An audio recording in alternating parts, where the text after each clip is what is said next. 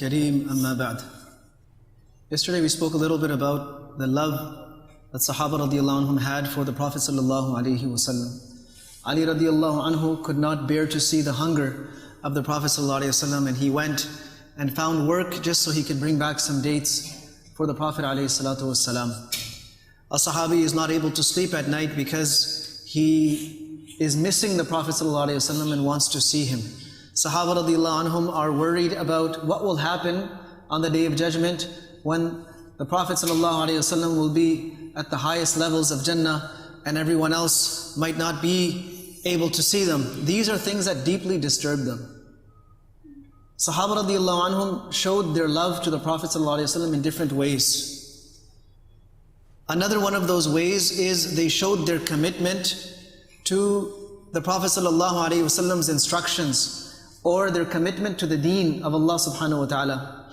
When the battle of Badr was about to take place and the Prophet sallallahu alaihi wasallam learned that there is an army of 1,000 people that has departed Makkah and is on their way, he gathered his companions and he said, what should we do? Should we wait in Medina or should we go out and meet them?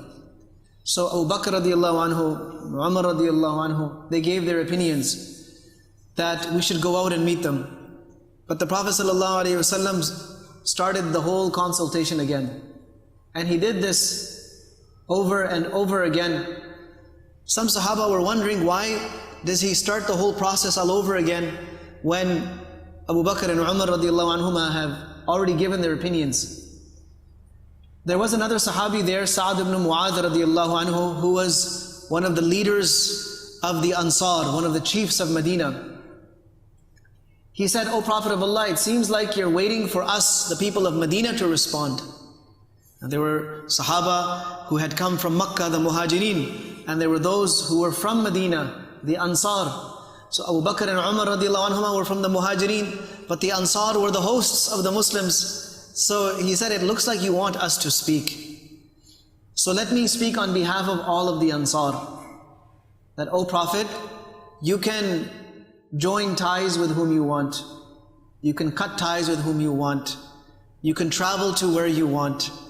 You can make alliances and allies with who you want.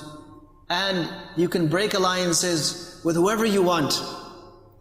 You can take from our wealth whatever you want, and wallahi, the wealth that you take from us for the deen of Allah is more dear to us than the wealth you leave behind for us and our families.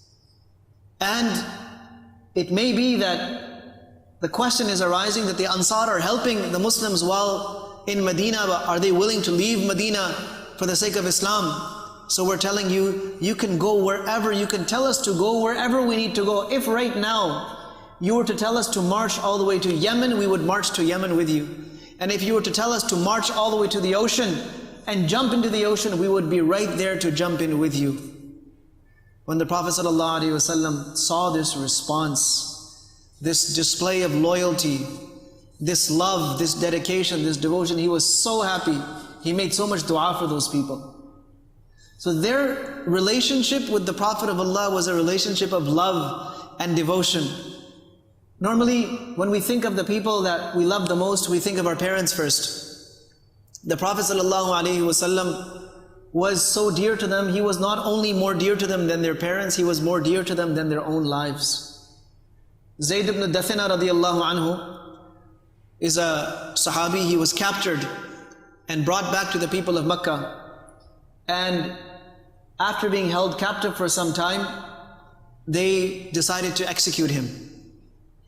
And as he was strapped down and tied, and they were about to execute him, Abu Sufyan, one of the chiefs of Makkah, asked him that, look, we're going to kill you now. You're going to lose everything. Your whole life is lost. What did you get? You opposed us, you walked away from the religion of your forefathers, and this and this and this, and now you're going to die. And meanwhile, Muhammad ﷺ is still alive and well. Don't you wish that today he could be killed in your place and you would be let free? So Zayd radiallahu anhu said that I do not wish that I be set free and Muhammad sallallahu alaihi wasallam even be pricked by a thorn in my place. You're talking about taking his life. I would not bear that you let me free and in exchange of that you prick him with a thorn. Impossible. Khubayb ibn Adi radiallahu anhu was in a similar position. Similar question was asked. And he gave a similar answer, except that in some narrations it's mentioned because they saw him crying. They said, why are you crying? He said, I'm crying because I only have one life. Once you take it, it's gone. I wish that I had as many lives as the hair on my body. I would have sacrificed every single one of them for the deen of Allah subhanahu wa ta'ala. And you're talking about Muhammad sallallahu alaihi wasallam being killed in my place. I would not allow that I be set free and he be pricked by a thorn in my place. This was that solid dedication, that pure love that enabled them to overcome every obstacle. Everything seemed easy after that. Everything became simple after that. Their love was driving them. Like one woman, she was coming to the battlefield in which her family members had participated. And as she was approaching, she was told that you've lost your son in this battle. She said, Inna lillahi wa inna ilayhi raji'un. Tell me, how is the Prophet of Allah? Later on, she met someone else who told her that she had lost her husband in the battle. Again, she said, Inna lillahi wa inna raji'un, and asked, where is the Prophet sallallahu alaihi wasallam? Then someone told her that she lost another relative, her brother, in this same battle. Again, she was grieved. She said, Inna lillahi wa inna raji'un, but she kept asking, where is the Prophet sallallahu alaihi wasallam? How is he? So finally, from a distance, she saw him. And when she saw him, she said, Ya Rasulullah, kullu musibatin ba'daka jalal. Every problem, after seeing you, it seems like every problem is gone.